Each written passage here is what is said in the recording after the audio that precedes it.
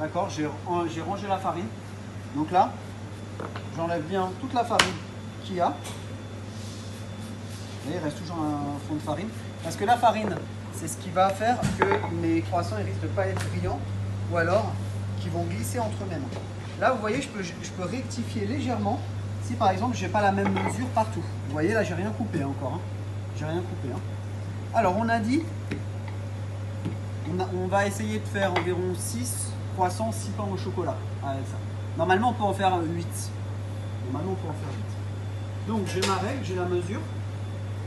En entreprise, lorsque vous n'avez pas de règle, beaucoup de boulangers utilisent le fameux bâton de boulanger, ça s'appelle un bâton de boulanger, qui mesure quant à lui 7,5 cm.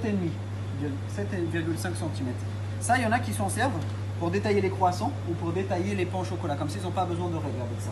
Ça fonctionne très bien. Donc ça fait 7,5 et moi j'ai dit que je voulais 8 cm.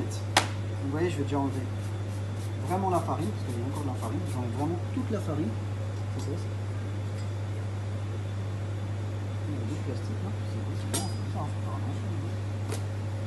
alors j'enlève toute la farine.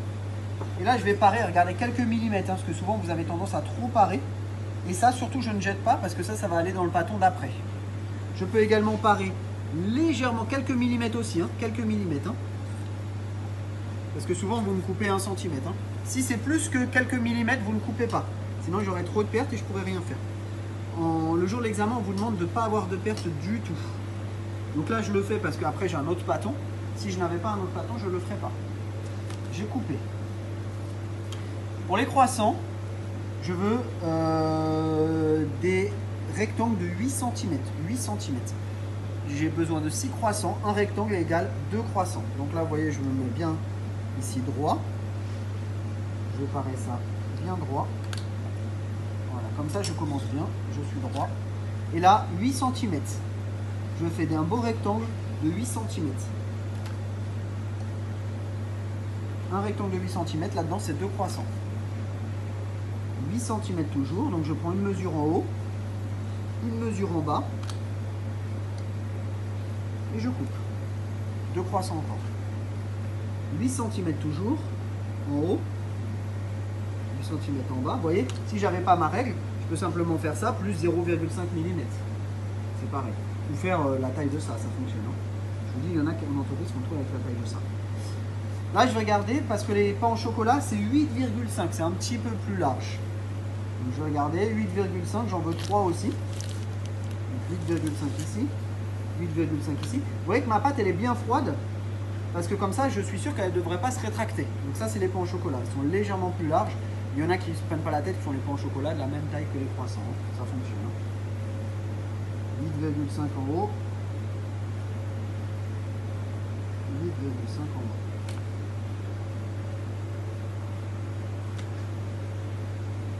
bas. Alors là vous voyez, là je pourrais tailler encore 2 croissants. Ou un pain au chocolat et un croissant. Parce que là, vous voyez, si je coupe 8,5, après il me reste une bande, là je vais rien faire avec. Vous voyez, pour éviter de perdre, là, je vais couper, je vais la baisser légèrement, mais vraiment très légèrement. Pour essayer, vous voyez, de tricher un peu. Pour qu'on tombe juste. Le mieux, c'est de vérifier vraiment avant et d'étaler légèrement avant votre pâte. Là, donc là, normalement, je devrais avoir 16. Là, j'ai 16. Donc, je vais déjà couper 16 partout. 16. Voilà. Là, je vais le couper en deux. Là, soit je fais croissant, soit je fais pain au chocolat. Normalement, c'est plus des croissants. Tu sais que tu filmes pas tout à l'heure. Alors là, c'est mes croissants. Là, c'est mes pains au chocolat. Mes pains au chocolat, vous voyez, ils font bien 30. Et je vais les couper à 15. Donc, ça veut dire à la moitié. D'accord? Je les coupe à la moitié. Ils font 15 cm. Ça, c'est mes pains au chocolat. Et mes croissants, vous voyez, je vais les couper ici en diagonale. Comme ceci. Ces deux-là, ils sont un petit peu plus petits parce que c'est avec ce qui me restait. Là, je vais couper juste légèrement comme ça. Là, et juste là, et légèrement comme ça au milieu. Mes rognures, je les mets déjà sur ma pâte que je vais utiliser tout à l'heure. Parce que je ne jette rien. Il n'y a aucune rognure que je jette. Hein. Donc au départ, si ma pâte elle est bien froide, normalement ça ne devrait pas bouger. Vous voyez, en fait, c'est des triangles rectangles, mais comme ils sont longs, on dirait presque des triangles isocèles. Je vais surtout pas tirer dessus parce que vous voyez, je les ai fait bien longs. Je les ai fait bien longs justement pour éviter de tirer dessus. Le mieux, c'est d'avoir le même nombre de pains au chocolat et de croissants, c'est-à-dire à peu près 8 croissants, 8 pains au chocolat, ou au moins 7 et 7. Donc, le mieux, vous faites un petit peu plus long que la taille que j'ai donnée. Voilà, et là, je suis prêt. Très bien. Tous mes pains au chocolat, ils sont faits. Bonjour. Tous mes pains au chocolat, ils sont faits. Tous mes croissants, ils sont faits. Donc là, maintenant, pour les rouler, c'est tout simple. Je vais simplement, regardez, mettre le bâton de chocolat ici, le plier comme ceci. Là, je vous montre vraiment la technique la plus simple. Et là, regardez, le deuxième bâton, je roule comme ceci et comme ça. Et là, mon pain au chocolat, il est roulé. Il y a plusieurs façons de faire. Alors, l'autre façon de faire, c'est comme ceci. Je mets simplement ça comme ça. Je roule. C'est deuxième. Je continue de rouler.